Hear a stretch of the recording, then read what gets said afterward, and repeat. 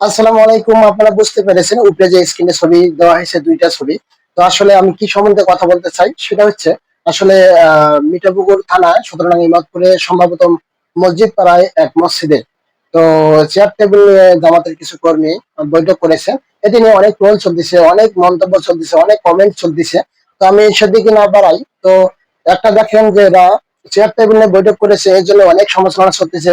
দ্বিতীয়ত হচ্ছে যখন বিএনপি বেগম খালেদা জিয়ার যে মৃত্যুবরণ করেছেন সে যেন জান্নাত নসিব হয়, সে দোয়া করি। তার জন্মদিন পালন করার জন্য মসজিদের ভিতর ব্যানার টাঙ্গিয়ে তার জন্মদিন পালন করা হয়েছে, এটা নিয়ে কোনো মাথা ব্যথা নেই, কারো কিছু নেই। তা আমি ওই সকল আলমদের উদ্দেশ্য করে বলি, আপনারা যে কোনো কাজ করেন অবশ্যই ভেবেচিন্তে করবেন।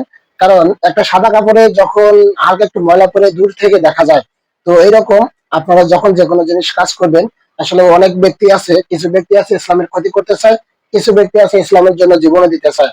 তো অতএব থাকবে, এটা কিয়ামতের আগ পর্যন্তই থাকবে। তো আসলে ওরা যখন কোনো কিছু করে এটা কোনো সমস্যা নেই, আর আপনারা করলেই সমস্যা। তো আমি এখানে দলের পক্ষ হয়ে কথা বলতেছি না। অনেক যেমন আওয়ামী লীগের সময় ছিল একটা মহিলা মানুষ মসজিদের সভাপতি, আবার সেই সভাপতি জুতা সহকারে মসজিদে প্রবেশ করেছিল। এই ধরনের মিডিয়া তো প্রচার হয়েছে।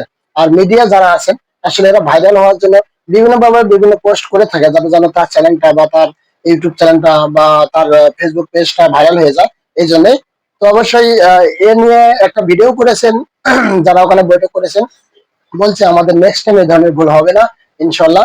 তো তারা তো ভুলটা স্বীকার করেছেন, কিন্তু যারা মসজিদের ভেতর ব্যানার টাঙ্গিয়ে জন্মদিন পালন করলো তারা তো কখনো এই ফেসবুকে এসে বা ইউটিউব চ্যানেলে এসে বা মিডিয়াতে এসে বলেন নাই যে আমাদের এটা ভুল হয়েছে। তো আমি বলতে চাই, যখন যে কোনো জিনিস মানুষের জন্য কেউ যদি গর্ত করে, গ্রাম্য ভাষা গর্ত করে, সেই গর্তে কিন্তু নিজে একবার পড়তে হয়। তো অতএব আপনি যে গর্তটা খুলেছেন বা যে দলের লোক হয়ে করেছেন, তো ওই দলে অবশ্যই আপনারা কি করেছেন সেটা কিন্তু মানুষের জানা বাকি নেই। তো এরা কিন্তু নাচ গান বা অন্য কিছু করে নাই, জাস্ট ওখানে বৈঠক করেছে। এই বৈঠক করাই তাদেরকে অপরাধ। আর এখানে তো বা খারাপ উদ্দেশ্যমূলক কোনো কথাও বলে নাই। কিন্তু সে ধরনের উদ্দেশ্য কথা বলতো, তাহলে মিডিয়া কেন সেটা প্রচার করলো না? শুধু তাদের একটা অপরাধ যে তারা মসজিদে প্রবেশ করে, হ্যাঁ, তারা চেয়ার টেবিল নিয়ে আলোচনা করেছে, এটাই তাদের অপরাধ। তো তার জন্য তারা অপরাধটি স্বীকার করেছে, নেক্সট টাইমে এরকম ভুল হবে না। তো আমি বলতে চাই, যারা আছেন ভিডিওটি শেয়ার করে দিবেন। আর দ্বন্দ্ব বিবাদ না করে, ঝগড়া বিবাদ সৃষ্টি না করে, একে অপরের, একে মুসলমান আর এক মুসলমানের ভাই ভাই, তো এই উদ্দেশ্য নিয়েই ইসলামের জন্য কাজ করে যাই, এটাই বলবো সর্বশেষে। আপনারা ভালো থাকবেন এবং ভিডিওটি বেশি বেশি করে শেয়ার করে দিবেন। ধন্যবাদ সকলকে।